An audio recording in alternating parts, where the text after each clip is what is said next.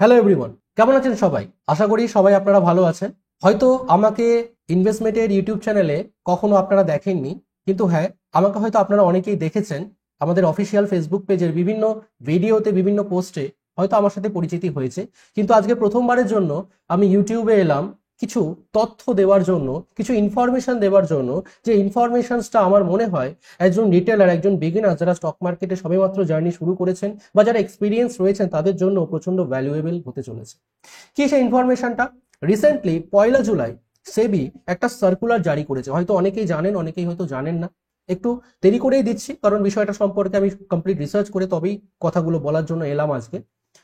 তো ঘটনাটা কি? ঘটনাটা হচ্ছে, সেবি স্পষ্ট কথায় বলে দিয়েছে এতদিন অবধি ব্রোকিং হাউসগুলো যেভাবে আমাদের কাছ থেকে এনএসি ট্রানজাকশন চার্জেস, যেটা প্রত্যেকে আপনারা যারা ডেইলি বেসিসে ইন্টারডে করছেন, কেনা বেচা করছেন, delivery, swing trading, long term যাই করুন না কেন, কেনা বেচার বেসিসে যে কন্ট্রাক্ট নোট আপনাদের ইমেলে আসে, সেখানে আপনারা লক্ষ্য করবেন একটা চার্জ লেখা থাকে, যেটা হচ্ছে এনএসি ট্রানজাকশন চার্জেস।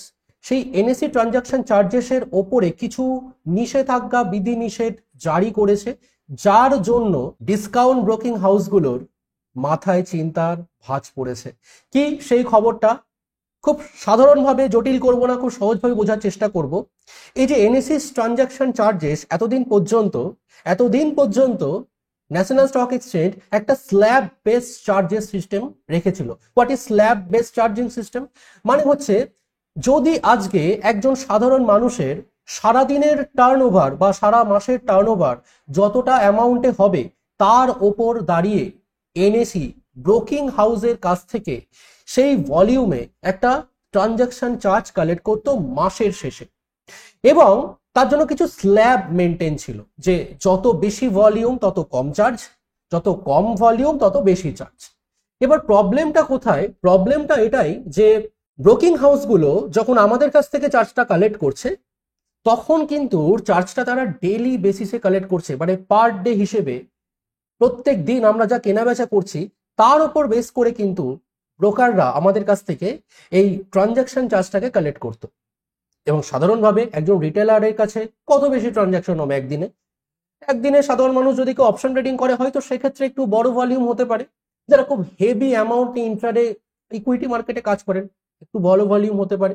ম্যাক্সিমাম মধ্যবিত্ত সাধারণ মানুষ যারা আমরা স্টক মার্কেটে আছি, কাজকর্ম করছি, বিগিনার শুরু করেছি, বা একটু হালকা আমাদের একটা এক্সপিরিয়েন্স আছে, হয়তো আমরা অনেক বেশি এক্সপার্টাইজও হতে পারি। তো সব রকম মিলিয়ে মিশিয়ে মানুষই আমরা স্টক মার্কেটে আছি।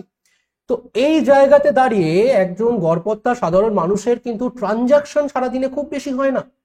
ফলে যেহেতু ট্রানজাকশন কম হচ্ছে, পার ডে বেসিসে এনএসির রুল অনুযায়ী ব্রোকার আমার কাছ থেকে সব থেকে হাইয়েস্ট স্ল্যাবের চার্জ কিন্তু সে চার্জ করছে। সব থেকে হাইয়েস্ট স্ল্যাবের চার্জটা সে আমার কাছ থেকে নিচ্ছে পার ডে। কিন্তু ব্রোকার যখন এনএসির কাছে সারা মাসের, মানে এই যে চার্জগুলো সে আমার কাছ থেকে কালেক্ট করছে, সবার কাছ থেকে কালেক্ট করছে, কালেক্ট করে নিজের কাছে রাখছে, সে যখন এনএসি কে এই চার্জটা ফেরত দিচ্ছে, গিয়ে যখন তাকে ট্রানজাকশন চার্জেসটা দিচ্ছে, ব্রোকার কিন্তু পার ডে বেসিসে কিন্তু সে চার্জেসটা পে করছে না। সে কি করছে? সে মান্থলি বেসিসে, মান্থলি টার্নওভার বা তার ভলিউমের ওপর দাঁড়িয়ে টোটাল সারা মাসে কত টাকা কালেকশন করেছে সেইটা দেখিয়ে এনএসির কাছ থেকে একটা সুবিধা নিত, যে এবার এনএসি রুল অনুযায়ী সে তো প্রচুর ভলিউম করে ফেলেছে, তাহলে তাকে সব থেকে লোয়েস্ট চার্জটা দিতে হবে। তাহলে তখন কিন্তু সে স্ল্যাবের নিয়ম অনুযায়ী সব থেকে লোয়েস্ট চার্জটা এনএসির কাছে ফেরত দিত। নেবার সময় আমাদের কাছে এনএসির হাইয়েস্ট চার্জ যে স্ল্যাব পড়ছে, সেই স্ল্যাবে চার্জটা নিচ্ছে, দেবার সময় মাসের শেষে কম স্ল্যাবে চার্জটা ফেরত দিচ্ছিল ন্যাশনাল স্টক এক্সচেঞ্জের কাছে ব্রোকাররা। তো এই যে মাঝখানে একটা ডিফারেন্স, মানে ধরুন আপনার কাছ থেকে 500 টাকা কালেক্ট করলো সারা মাস ধরে, প্রত্যেক দিন দিন ধরে ধরে ধরে ধরে 500 টাকা কালেক্ট করলো, এনএসি যখন এক্সচেঞ্জকে সেই চার্জটা দিচ্ছে, সে হয়তো দেখা গেল 200 টাকা দিচ্ছে, তাহলে মাঝখানে 300 টাকাটা কিন্তু এই ডিসকাউন্ট ব্রোকিং ফার্মগুলোর ইনকাম ছিল। বলে রাখি, ডিসকাউন্ট ব্রোকিং ফার্ম এবং ট্র্যাডিশনাল ব্রোকিং ফার্মের মধ্যে পার্থক্যটা কোথায়? ট্র্যাডিশনাল ব্রোকিং ফার্ম কিন্তু একজন সাধারণ মানুষের সারা দিনের টার্নওভারের উপর একটা নির্দিষ্ট পার্সেন্টেজ রেখে তারপরে কিন্তু সেই ব্রোকারেজটাকে ক্যালকুলেট করে। যদি সেই বড় ভলিউমে কাজ করে তাহলে ব্রোকারেজ বেশি হবে, কম ভলিউমে কাজ করলে ব্রোকারেজটা কম হবে। কিন্তু ডিসকাউন্ট ব্রোকিং ফার্মগুলো সেই নিয়মটার বাইরে এসে একটা আধুনিক টেকনিক নিয়ে এসেছিল, যেখানে যত ভলিউমেই ট্রেড করুক না কেন সাধারণ মানুষ তাকে একটা ফিক্সড চার্জেস, ওই 20 টাকা বা এরকম কিছু ফিক্সড চার্জেস হয়তো তাকে পে করতে হচ্ছিল। তাহলে এখন প্রশ্ন এখানেই আসছিল, তাহলে ব্রোকিং হাউসগুলো ইনকামটা কোথা থেকে করছে? আজকে কেউ 500টা শেয়ার কিনুক বা 2টো শেয়ার কিনুক, সবাইকে ওই একই 20 টাকা চার্জ দিতে হচ্ছে।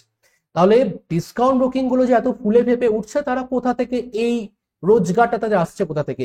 এই ট্রানজাকশন চার্জের জন্য এনএসির সাথে ব্রোকিং হাউসগুলোর যে সেটিং ছিল, সেই সেটিং এর ডিফারেন্সটা থেকেই কিন্তু রোজগারটা করতো। এবার সেবি সেই জায়গায় স্পষ্ট ভাষায় বলে দিয়েছে। কি বলেছে সেটা আমি একটু সবার আগে শো করব, যে কি বলেছে সেবি। চলুন আমি একটু আমার স্ক্রিনটা শেয়ার করে সেটা একটু দেখাই। স্ক্রিনটা আমি এখানে শেয়ার করলাম, আপনারা প্রত্যেকে স্ক্রিনে দেখতে পাচ্ছেন সেবির সেই সার্কুলার, যেটা 1 জুলাই 2024 এই সার্কুলারটা এসেছিল। সেখানে মার্কেট ইনফ্রাস্ট্রাকচার ইনস্টিটিউট বা এমআইআই বলেছে যে সমস্ত ব্রোকিং হাউসগুলোর সাথে ট্রু টু লেভেল মেনটেন করতে হবে উইথ ক্লায়েন্টের সাথে ব্রোকিং হাউস এবং এনএসির যেন একটা ট্রু টু লেভেল, একটা যেন ব্যালেন্স মেনটেন থাকে।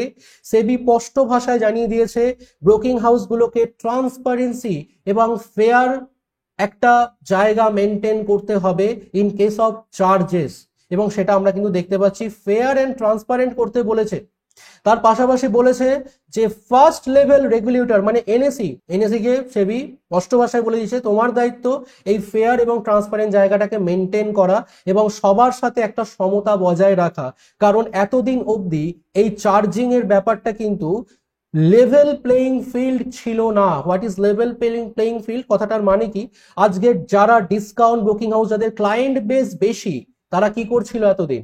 তাদের হাই ভলিউম ট্রেডিং এর বেনিফিট দেখিয়ে এনএসির কাছে কম চার্জেস পে করছিল, যেখানে ছোট ব্রোকিং হাউসগুলো যাদের ক্লায়েন্ট বেস কম, তারা অতটা ভলিউম তৈরি করতে না পারার কারণে তাদেরকে বেশি স্ল্যাব অনুযায়ী সেই বেশি চার্জ পে করতে হচ্ছিল।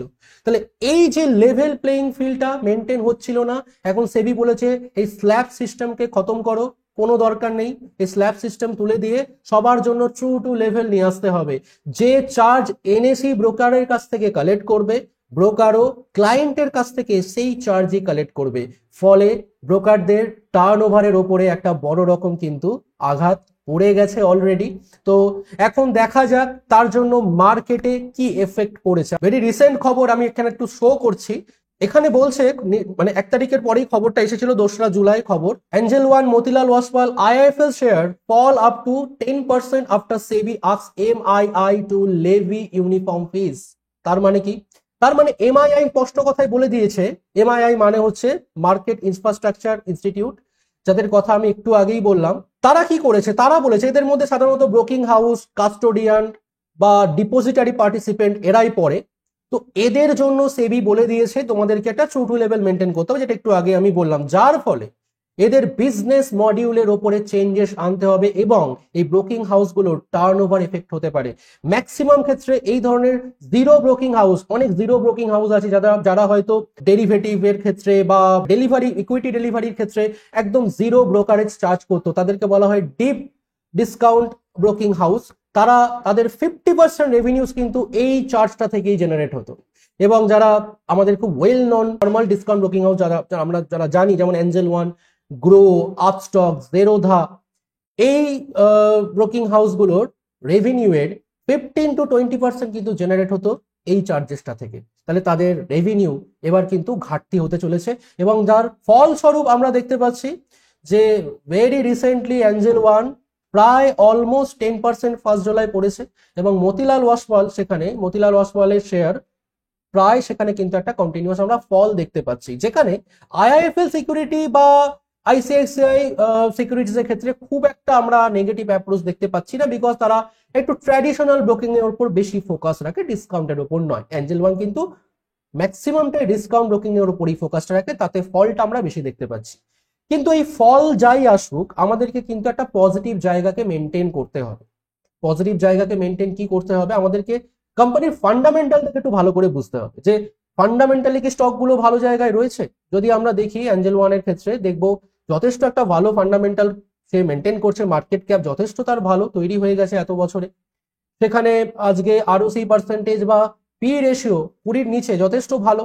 সেখানে যদি তার পিএনএল স্টেটমেন্টকে আমরা একটু জাস্ট দেখার চেষ্টা করি, পিএনএল স্টেটমেন্ট অনুযায়ী আমরা দেখব তাদের কিন্তু সেলস গ্রোথ 2021-এর পর থেকে অনেকটাই বেড়েছে। 2024 সালে মানে বর্তমানে প্রায় 3 গুণ বেশি তার সেলস গ্রোথ, এবং তাদের অপারেটিং প্রফিট প্রায় বহু গুণ কিন্তু বেড়ে গেছে এই বিগত 3 বছরের মধ্যে। শুধু কি এঞ্জেল ওয়ান না, মতিলাল ওয়াসওয়াল বা আদার্স যে সমস্ত কোম্পানিজ গুলো রয়েছে তাদেরও কিন্তু সেলসের ওপর যথেষ্ট ভালো একটা গ্রো আমরা দেখতে পাচ্ছি এখানে, এবং অপারেটিং প্রফিটও যথেষ্ট ভালো কিন্তু মেনটেন হয়েছে।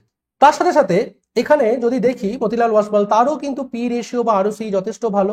আইসিআইসিআই সিকিউরিটিজ বা আইআইএফএল প্রত্যেকেই কিন্তু তাদের প্রফিটেবিলিটি এই 2024 সালে কিন্তু ইনক্রিজ করেছে, এবং সেটাই তার প্রফিট অ্যান্ড লস স্টেটমেন্ট বলে দিচ্ছে।